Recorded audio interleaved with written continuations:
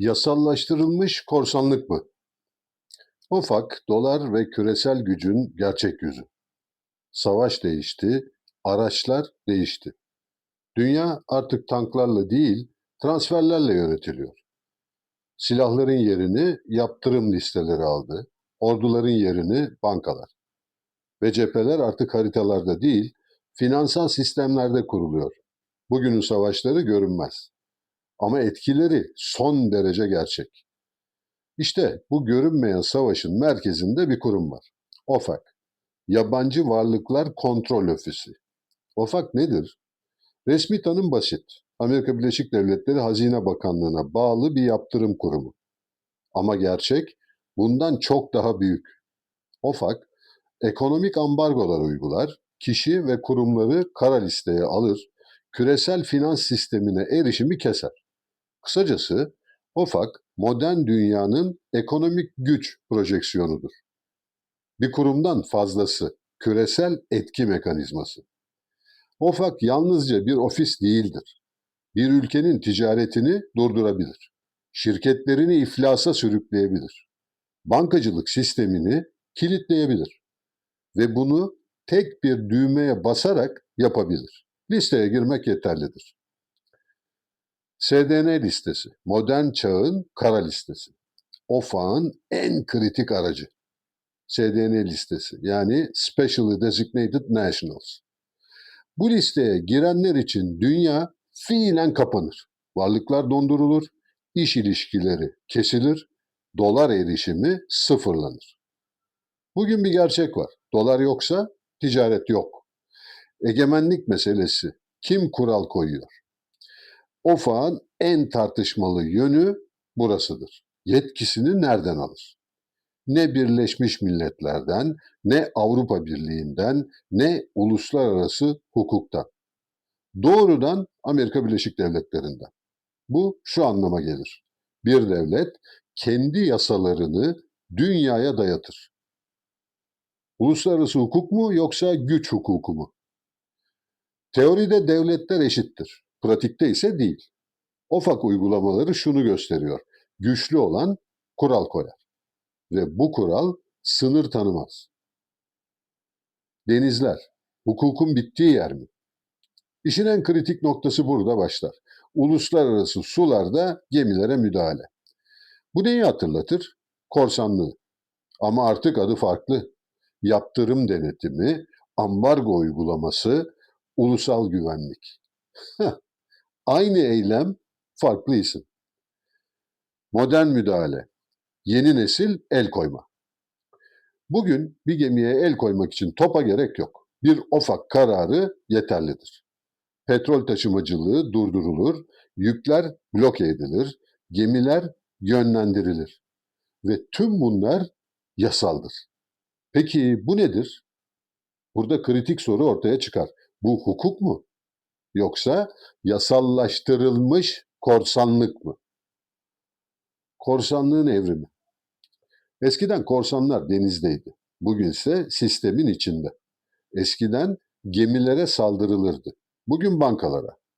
Eskiden ganimet alınırdı. Bugün varlıklar donduruluyor. Araçlar değişti, mantık aynı. Ekonomik savaş. Sessiz ama yıkıcı. OFAK'ın etkisi askeri operasyonlardan daha derindir. Çünkü ekonomiyi felç eder, halkı doğrudan etkiler, uzun vadeli çöküş yaratır. Bu yüzden birçok uzman bu süreci şöyle tanımlar. Sessiz savaş. Dolar asıl güç kaynağı. OFAK'ın gerçek gücü buradan gelir. Dolar. Dünya ticaretinin omurgası ve Amerika Birleşik Devletleri'nin en büyük avantajı. Dolar sistemi dışına çıkan bir ülke izole olur. Ticaret kaybeder, finansal kriz yaşar. Korku mekanizması, görünmeyen etki. OFAK yalnızca doğrudan yaptırım uygulamaz. Aynı zamanda korku üretir. Bankalar risk almaz, şirketler geri çekilir. Ama sistem çatır diyor. Artık dünya bu düzene karşı tepki üretmeye başladı. Çünkü birçok ülke şunu fark etti. Dolar Yalnızca para değil, bir kontrol aracı. Yeni eğilim, parasal bağımsızlık. Ekonomik egemenliğini korumak isteyen devletler sadece kağıt ve mürekkep maliyetiyle üretilebilen doların baskısından çıkmak için her geçen gün kendi para birimleriyle ticareti daha fazla öne çıkarıyor. Bu artık bir tercih değil, zorunluluk. Amerika Birleşik Devletleri için alarm çanları çalıyor. Bu gelişme Amerika Birleşik Devletleri'ni ciddi şekilde zorlamaya başladı. Çünkü dolar gücü azalırsa yaptırım gücü de azalır. Ve bu durum Amerika Birleşik Devletleri'ni köşeye sıkıştırır. BRICS, alternatif dünyanın çekirdeği. BRICS ülkeleri sahneye çıktı. Yani Brezilya, Rusya, Hindistan, Çin, Güney Afrika ve artık bu yapı süratle genişliyor. Amaç net. Dolar bağımlılığını azaltmak. Ne yapıyorlar? Yerel para ile ticaret, alternatif ödeme sistemleri, ortak finans mekanizmaları. Özellikle Çin-Rusya hattı artık dolar dışına çıkmış durumda. Şangay İşbirliği Örgütü jeopolitik güç. Şangay İşbirliği Örgütü ise daha geniş bir alanı kapsıyor. Enerji, ticaret, güvenlik. Ama ortak hedef finansal bağımsızlık. Dolardan uzaklaşan ülkeler. Liste her geçen gün büyüyor. Rusya, Çin, Hindistan, İran, Türkiye, Brezilya, Suudi Arabistan, Birleşik Arap Emirlikleri. Bu sadece ekonomik değil, siyasi bir duruş. Yeni dünya düzeni mi geliyor? Tek kutuplu finans sistemi sarsılıyor. Yerine ne geliyor? Çok kutuplu ekonomi, alternatif para sistemleri, bölgesel bloklar. Amerika Birleşik Devletleri için kritik soru. Bu geçici mi yoksa kalıcı bir dönüşüm mü? Kısa vadede sistem ayakta ama uzun vadede denge değişiyor. OFAK, güç mü, zafiyet mi? OFAK bugün güçlü ama aynı zamanda bir reaksiyon üretiyor. Ne kadar baskı, o kadar direnç. Sonuç, gerçek sorun nerede? Mesele OFAK değil, mesele sistem. Kim yönetiyor, kim karar veriyor, kim sınır çiziyor? Son söz.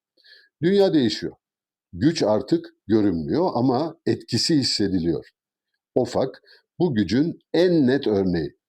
Ama aynı zamanda bir kırılma noktası. Ve belki de en doğru tanım şu. Bu artık klasik korsanlık değil. Ama kesinlikle tamamen masum da değil. Ünal Gül.